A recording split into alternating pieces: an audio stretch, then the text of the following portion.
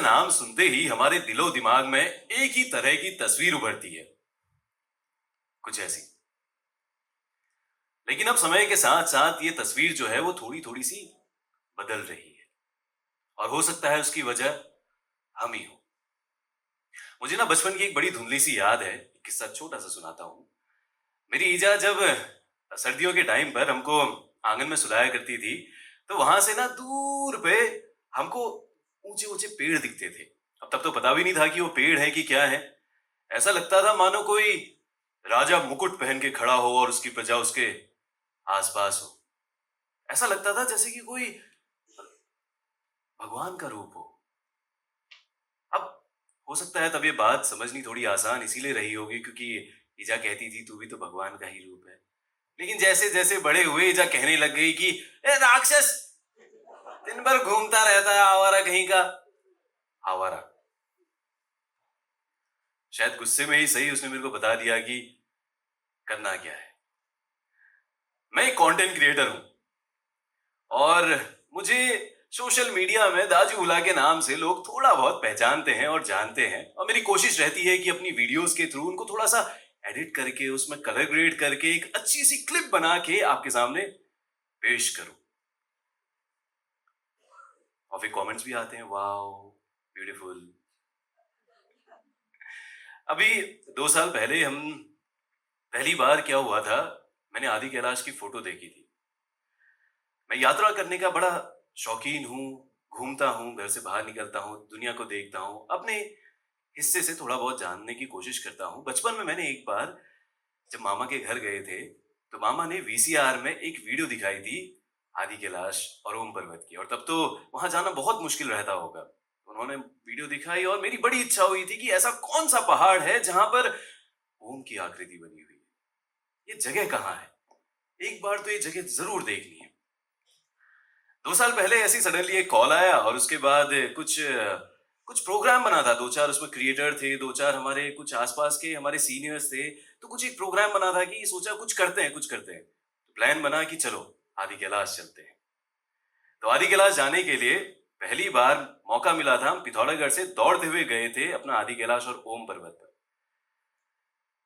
और आप यकीन नहीं मानोगे ना, वो टेरेन इतना मुश्किल था, मतलब मेरा तो फांका लग गया, सांस फूल गई थी। लेकिन इवन हमने वो चीज कर दी थी। और जब हम उस जगह पर पहुंचे तो हमने ना वहां के लोगों की जिंदगी देखी, वहां के लोग कैसे रह रहे हैं। आसान नहीं है वहां रहना, बहुत मुश्किल है, बहुत ज्यादा मुश्किल है। लेकिन उस जगह पर भी वहां लोग रहते हैं। वह हमारे जैसा पहाड़ नहीं है, इस पहाड़ का भी एक पहाड़ है, वहां पे लोग रहते हैं और हर रोज वहां पे रह रहे हैं। तो उस दिन मेरे को थोड़ा सा समझ में आया है कि शायद सस्टेनेबिलिटी का मतलब है उस जगह पर, उस माउंटेन पर जिंदा रहना। अच्छा, एक किस्सा सुनाता हूं। कुछ समय पहले की बात है। अब यात्राएं करते रहते हैं, कभी यहाँ कभी वहां, कभी घर से दूर कभी घर के अंदर, घूमने का बहुत शौक है ही। तो ऐसे कुछ समय पहले की बात है, हम एक उत्तराखंड की बड़ी नामी यात्रा है, उसी यात्रा का एक हिस्सा थे और हम लोगों को मौका मिला था कि हम जौहार घाटी जाएंगे। हम जौहार घाटी के लिए निकले, वहां से लौटते हुए वापस आ रहे थे। तो शाम का समय करीब करीब हो गया था। हमारे साथ थी हमारी फॉरेस्ट डिपार्टमेंट की एक टीम। ठीक, अब फॉरेस्ट डिपार्टमेंट की टीम और पहाड़ का रास्ता, हम लोग नीचे नीचे को वापस आ रहे थे। तो क्या हुआ, उस समय जौहार में रोड नहीं थी। जौहार हमारे पिथौरागढ़ जिले का एक हिस्सा है जहां से पहले कभी तिब्बत के लिए ट्रेड हुआ करता था। मुनस्यारी के पीछे वाली जो घाटी है जहां से गोरी गंगा बहती है, उसको कहते हैं जौहार। अब वहां पे रोड नहीं थी, तो क्या होता था कि जो बॉर्डर रोड ऑर्गेनाइजेशन है वो सुदूर इलाकों पर रोड बनाती है। तो कुछ जगह पर रोड थी, फिर पहाड़ था, फिर कुछ जगह पर रोड थी, रोड पहाड़ रोड पहाड़। तो जहां पे रोड थी वहां पे बीआरओ के ट्रक चलते थे, काम चल रहा था। मैं आ रहा था उनके साथ, डिपार्टमेंट की टीम के साथ। इतने में क्या हुआ, थकान बहुत लग गई, अब सुबह से चल रहे हैं यार। एक बार मैंने कहा रुक जाता हूँ थोड़ी देर, नदी भी बढ़िया बह रही है, यहीं पे बैठ के अपनी प्यास बुझाता हूँ। बैठा, पानी आनी पिया, वहीं पे थोड़ी देर आराम किया। तो अब डिपार्टमेंट ने कहा हम लोग चल रहे हैं। मैंने कहा चलो फिर मैं आ जाऊंगा पीछे पीछे, नौजवान हूँ। थोड़े थोड़े आगे गए तो बीआरओ का ट्रक आया, बैठ के चले गए, पीछे मुड़ के भी नहीं देखा। इतना बुरा लगा ना उस दिन, क्या बताऊं। आवाज लगाई मैंने, रुक जाओ रुक जाओ, कहाँ, नदी का शोर इतना ज्यादा था, फिर कहाँ रुक सकते थे। रुक कोकीन चलेगा, ठीक हो गया। अब क्या कर सकता हूँ, 3 किलोमीटर मेरे को चलना है और उसके बाद उस पहाड़ को पार करके किसी एक गांव में जाना है, इसका नाम है मपांग। वहां तक पहुंचना है। बड़ी हालत खराब, मतलब ना यार। चलता गया चलता गया चलता गया, दिमाग में ना सिर्फ यही था कि आज रात को कहीं एक शेड मिल जाए जहां पे मैं आज रात गुजार सकूं आराम से। इतने में क्या हुआ कि 2 घंटे हो गए होंगे चलते चलते। सोच रहा था, डांट रहा था अपने आप को, पहाड़ को, हर किसी को गुस्सा था ना अंदर। इतने में क्या हुआ कि दूर कहीं पे एक घर दिख रहा था, वो पहाड़ वाला घर। मतलब उसमें पीछे से धुआं निकल रहा था और सामने पे पहाड़ था, यहाँ पे घर था। मतलब इमेजिन कर सकते हो, यहां रह के शायद मैं इमेजिन कर रहा हूं अभी कि यार वो घर भाई, वो वाला पहाड़ वाला घर जिसके पीछे से धुआं निकल रहा है, सामने पे व्यू है, नीचे नदी है। वाह क्या सीनरी है यार, गजब। इतनी देर में आप वहां आमा बैठी हुई थी उसी के आंगन में, उसने आवाज लगाई, ए पोथा, ए पोथा। अपनी पहाड़ी में बोली थी, ए पोथा, यहाँ यहाँ यहाँ। मैंने कहा क्या समझ नहीं आया। यहाँ यहाँ यहाँ जल्दी इधर आ। कहती चाय पिलाऊंगी चाय। मैं कहा चाय क्यों, मतलब ठीक है अब चाय कह दिया। इमेजिनेशन, वो रोमांटिक वर्ल्ड हट गया और भूख भी लगी थी थोड़ी सी, और उसके बाद मेरे को जगह भी दिख रही थी, मतलब भी था थोड़ा सा कि यार जगह भी आग लगने का हो जाएगा जुगाड़। भाग गया और पहुंचा, और ना मतलब मुंह से निकला ही नहीं और सीधे चाय का ग्लास पकड़ा और बैठ गया वहां। आमा से बातचीत चली, आमा अपने बारे में किससे बता रही थी। अब बड़ा मजा आ रहा था उनसे बात करने में। इतने में क्या हुआ कि मेरी नजर पड़ी, बगल में जर्किन रखे हुए थे, खाली जर्किन जैसे दिख रहे थे। तो बातों बातों में पूछ लिया, आमा ये जर्किन खाली है यहाँ पे, पानी आने की क्या, मतलब क्या है व्यवस्था। अरे यार पोथा, वो ना ये नल जो है ये सूख गया है। अब मैं सुबह 4 बजे उठ जाती हूँ और नीचे गाड़ में जाती हूँ, वहां से पानी लेकर आती हूँ और फिर उसके बाद यहाँ पे रखती हूँ। आज तो ये भी खत्म हो गए, अब तू क्या पिएगा बता। मैं कहा यार अब क्या ही बताऊं, मतलब अरे 2 सेकंड के लिए मैं वहां पे सुन्न हो गया। वो एक बुजुर्ग महिला थी, पहाड़ की, 70 साल की उनकी उम्र थी।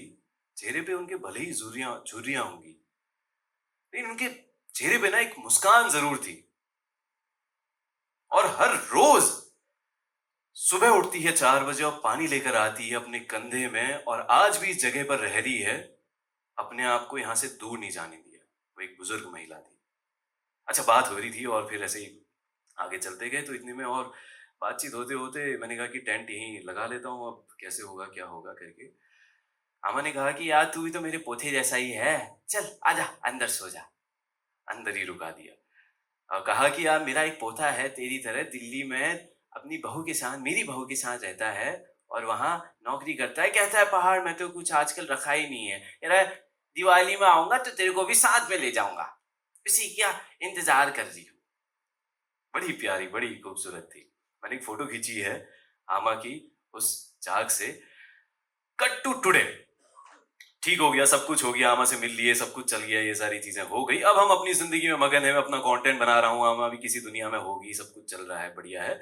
रिसेंटली अभी ये साल भर के आसपास की बात होगी, मेरे को एक मौका मिला था नंदा देवी के बेस कैंप से थोड़ा सा पहले जाकर नंदा देवी को शूट करने का।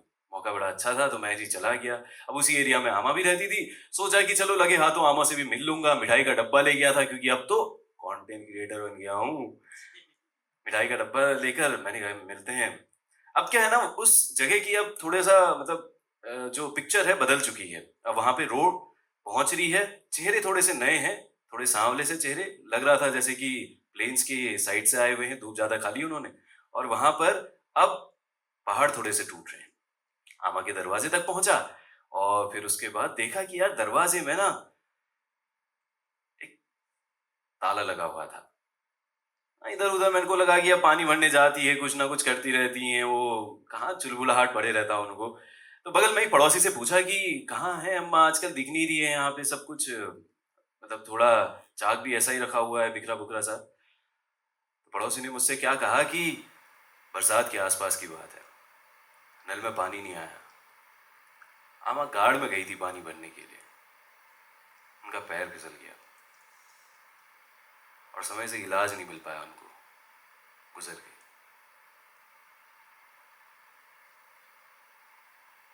और उसे एक छोटे से मोमेंट में यही लगा 1 साल पहले तो आमा कही थी कि अपने लड़के से मिलने जाऊंगी, और अभी आमा है ही नहीं।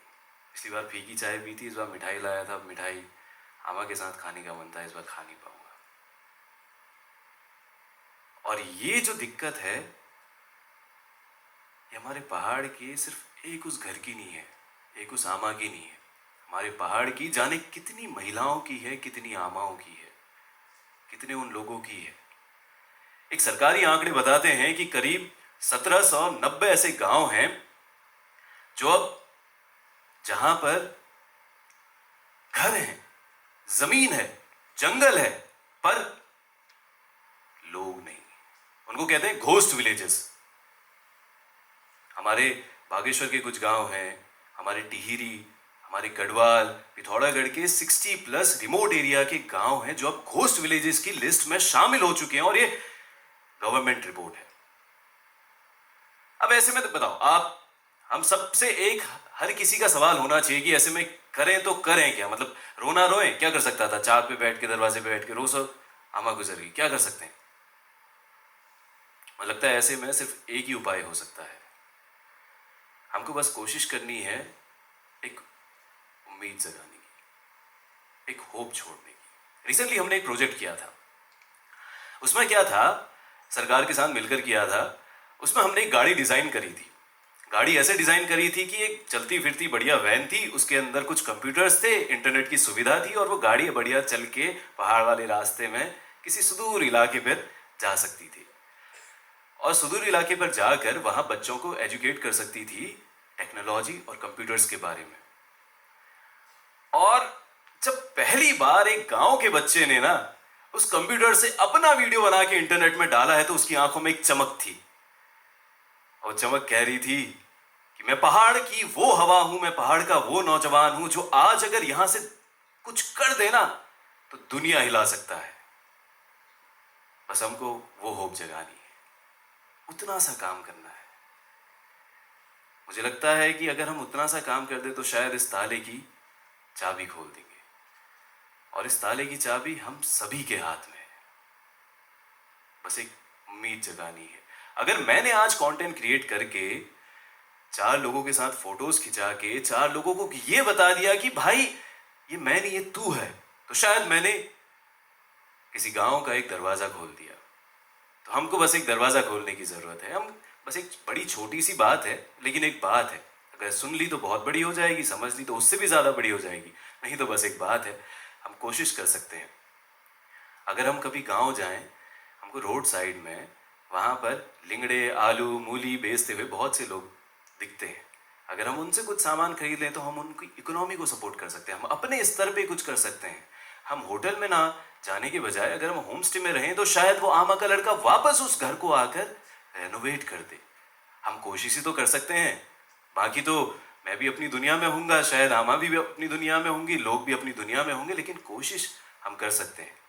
दुष्यंत कुमार कहते हैं, मेरे सीने में नहीं तो तेरे सीने में ही सही,